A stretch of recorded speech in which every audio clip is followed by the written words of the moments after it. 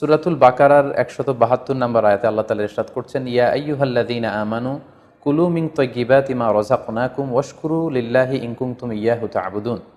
অর্থাৎ ওহে বিশ্বাসীরা, আমি তোমাদেরকে পবিত্র জিনিস থেকে যেটা রিজিক হিসেবে দান করেছি তোমরা সেটা খাও, অপবিত্র কোনো কিছু তোমরা খেও না।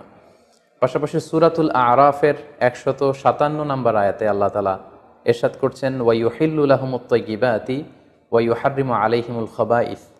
অর্থাৎ তিনি তোমাদের জন্য তৈয়িবাত বা পবিত্র খাবারগুলোকে তিনি হালাল করেছেন, আর অপবিত্র যত খাবার আছে এগুলো তিনি তোমাদের জন্য হারাম করেছেন।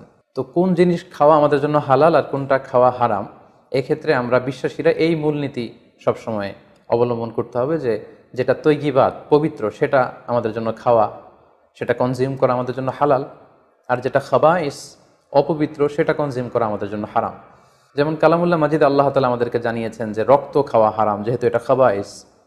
শূকরের গোশত খাওয়া হারাম, মৃত প্রাণী খাওয়া হারাম, আল্লাহ ছাড়া অন্য কোনো দেবদেবীর নামে যে প্রাণীগুলোকে স্লটার করা হয়েছে, উৎসর্গ করা হয়েছে, বলি দেওয়া হয়েছে, এগুলোর গোশত খাওয়া হারাম, কারণ এগুলো সব হচ্ছে মিনাল খাবাইস, অপবিত্র।